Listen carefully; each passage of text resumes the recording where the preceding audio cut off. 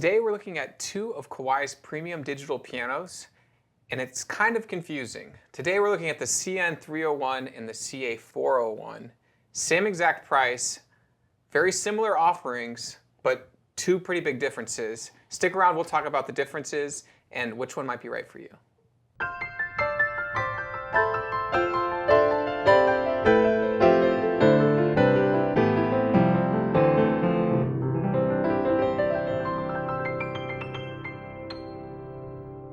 Hi, this is Ted with Alamo Music Center in downtown San Antonio, Texas. I'm Patrick Marr. You can find us online at alamomusic.com. Make sure to check out our new website, alamopianogalleries.com. It highlights our 9 stores across the nation. Make sure you come by, see us at your nearest one, come meet one of our friendly staff, and talk all things piano, see some cool inventory, and have a good time. Today we are talking about these two lines from Kawai. This is the Concert Artist series, and then there's the CN series.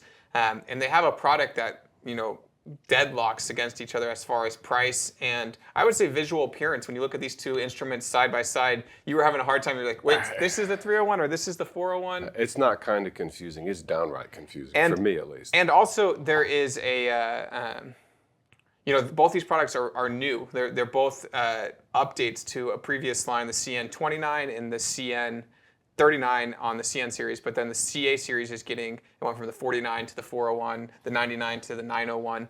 So both these are very new products from Kawai, and they have the same exact price, same kind of look, but there's some real big differences in the way that they feel and kind of the feature set that's in there.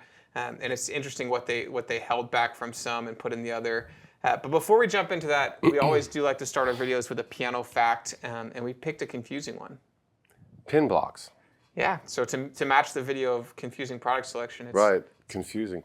There's no rules in pin blocks. Yeah, so on an acoustic instrument, a pin block is what holds your strings to the plate of the instrument and has to hold a bunch of tension. But the way a pin block is constructed is it's plied, right? So there's X ply maple or hard rock maple, right, or birch or whatever they've used in the pin block.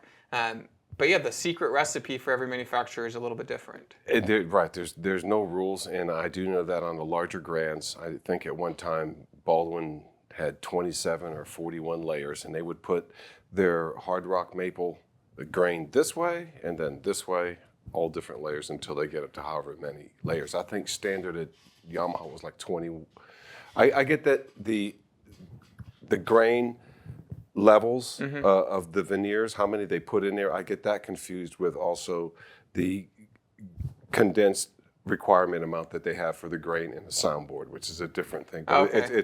They have a certain criteria. They have a certain criteria, and it's kind of interesting because the problem with a pin block is it does exactly what the tuning pins on a guitar do.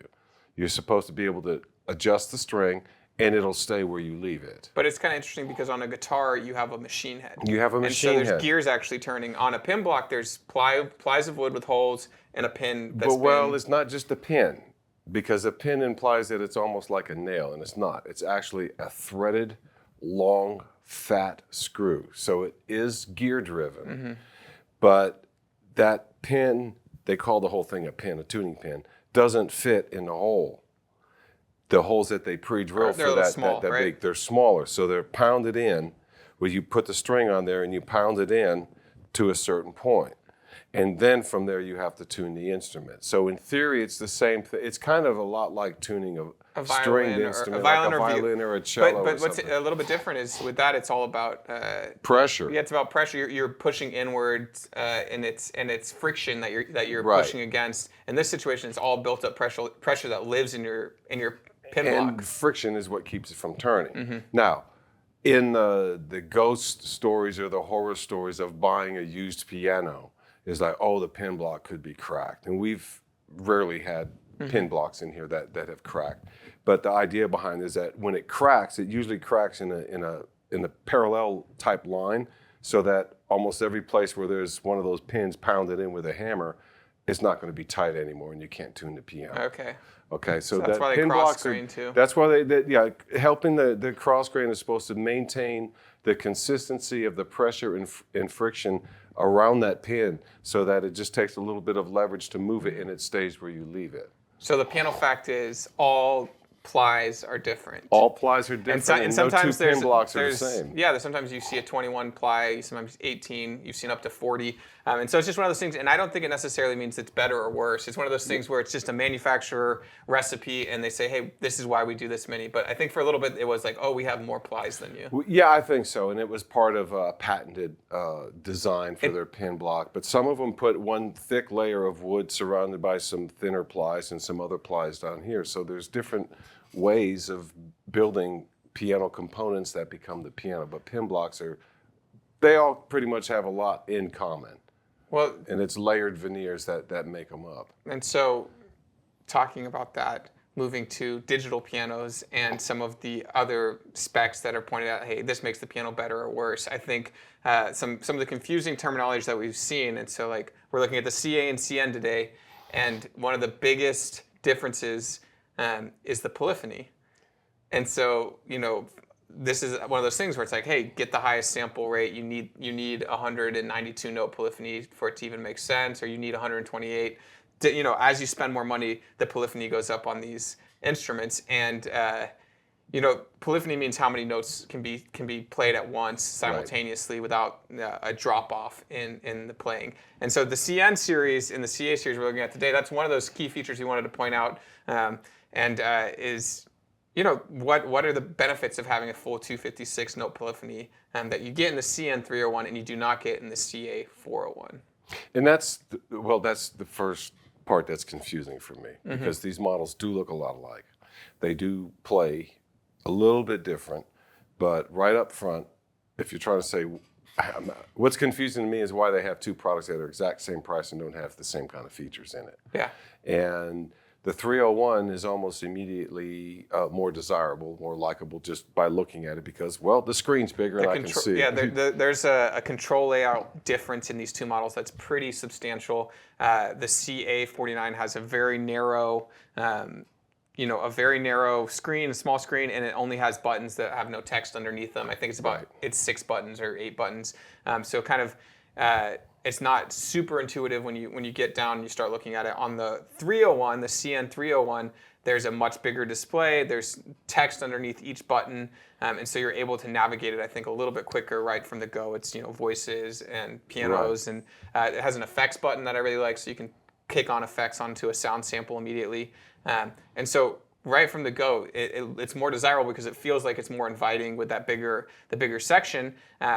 But then you look at the CA401, the 301, the CN301, the keys are completely different. There's plastic keys, a plastic action, and then a wooden key action in the CA series. And so, the conversation tilts back a little bit, and it's like, okay, well, I'm going to lose control of the panel, but the action might be better because it's a wood action like a real piano on the CA401. Do you really need wooden keys on a digital piano? Do you really need a control box when both of these models actually have Bluetooth MIDI control, and you can control the whole thing from your phone? So who really needs the control panel in the first place? Right. So so there's these features. These weird trade-offs, and this is what amazes me, is that they actually come from the same manufacturer in the same product line, made the same year, and they're just right there. They're almost competing with each other. They're fighting for the same dollar amount. That's what I guess is confusing to me. And so some people really like the responsive Hammer 3 to kind of backtrack on the actions of these. So the CN301 has a really fantastic, top of the line, I would say, when it comes to like a plastic key action.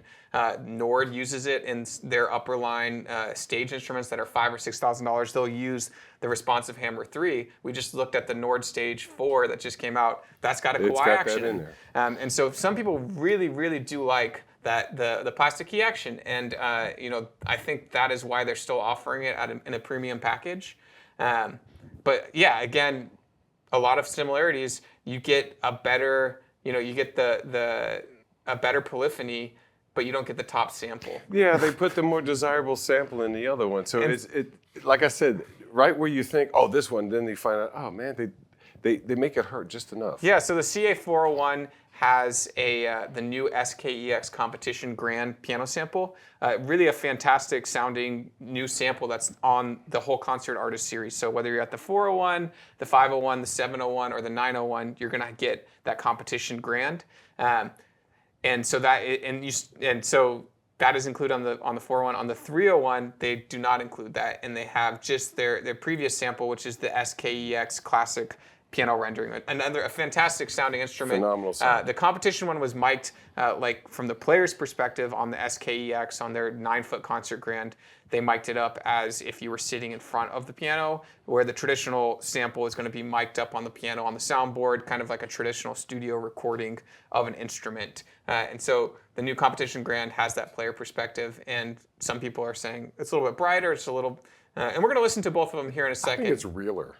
And so I think that's one of the main differentiators is the new sample, the wood keys, a better control layout, a really nice action in the responsive hammer 3, higher polyphony. And I think these two things are going to be weighted out. But let's take a listen to the samples right now. Again, the 301 doesn't have the nicest sample, but has more voices. It's got 32 voices versus the 19 voices on the 401. Another kind of key indicator of trade-offs. So let's take a listen.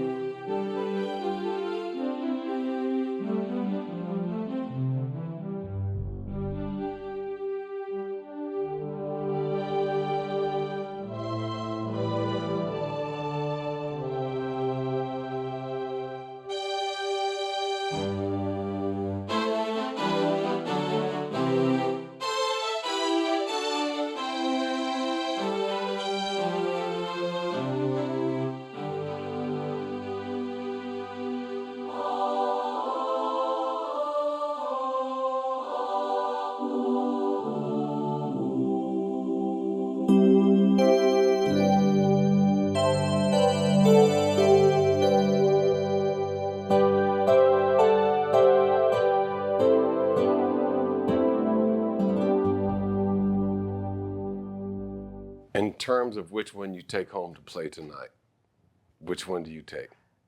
That's hard. Or better yet, you're going to go accompany a choir, say a junior high, high school I'd probably choir. take. So physically, the CN301 is a lighter weight because of the action. So it's 106 pounds versus about 128. So physically, I'd like to take the 301 because it's going to be lighter for me to pack into the car and out of the car. That's the one I would take anyway. And I think, yeah, the more I think about it, so they give you the SKEX rendering. They don't give you the competition rendering. But they also give you the SK5, which is a new, it's one of their newest samples that they had just added into the premium level digitals in the previous generation. But they give you the SK5 on the 301, which all you It's got have. a great EQ on it. Yeah, and so then you get the 256 note polyphony, you get 32 voices, so a little bit more versatility in there. You get a cool upright, the K60 that they made for a long time. And the CA401, you get the wood action, but The competition grant is hard to pass up. the competition grant is nice. But then besides that, I feel like the versatility of it drops off a little bit. But you do get the wood keys, you get that great piano sample. Again, both of these are being able to control through your phone if you wanted to. That's Bluetooth MIDI. It also has Bluetooth audio. So you're able to play music out of the speakers that are on the unit. Both of these have an identical speaker system, two 20-watt speakers, so 20 watts per side, left and right. But you're able to play your music out of a nice 40-watt speaker system, which is a cool feature. Really kind of makes it nice. When people see Bluetooth, they immediately think, oh, I can put my headphones on. That is something that you actually cannot do with a digital piano. There's too much of a latency period. So when you are looking at different models, if you see Bluetooth, just know that that's not for headphones. Yeah, it's not for your headphones. It's more for your devices to connect to it as a unit. And so you'll be connecting via Bluetooth and play audio and all that. So yeah, I mean, both these come in at $3,099. There's no price difference. There's a giant feature, and they're both Really great confusing. features. They are. But they're definitely making you go between a feature list and go, I don't care about that, or I do care about this. And you have to really kind of make a pros and cons list of these two The higher models. polyphony works for me. That's why I would choose the 301, is because of the polyphony. So is that competition grand worth it? Let us know. You guys just heard the sample. If you've played a new 901, a 701, or a 401, you've played the competition grand piano sound from the SKEX. Let people know what you think about it. It is a really cool sample that we enjoy hearing. Again, there is virtual technician capabilities with the high-end renderings, so you're able to go through and change a whole bunch of parameters as if you were a technician on those samples. So when they say this is the rendering engine and it's on the SKEX, that's just for that voice, and it's 21 parameters. If I want to change the resonance depth, or I want to change the cabinet resonance, or the fine tunings, you can go through and you can make a whole bunch of edits to that sample to kind of create and make your own piano rendering. And so that's a really cool feature that Kawai has kind of exclusively on their pianos. So it's a question. Please leave comments if you have played the new sample or messed around with the new Kawai gear. If you're excited about one of them, but which one wins? Please, we need to start to tally. So comments, like the 301 or the 401, and see which one's better. But thank you guys for watching. Please discuss below. We'd love to hear comments and concerns about the products if you have them. We'd love to keep discussion open on this. Ted Barslew, I'm Patrick Marr. Again, check out our website, Alamo Piano Galleries, to check out our 9 locations spread throughout the U.S. We'd love to see you at one of our locations. Come say hi. Come play the new CA series or the new CN series. And we'd love to help you out finding a piano. Thanks for watching.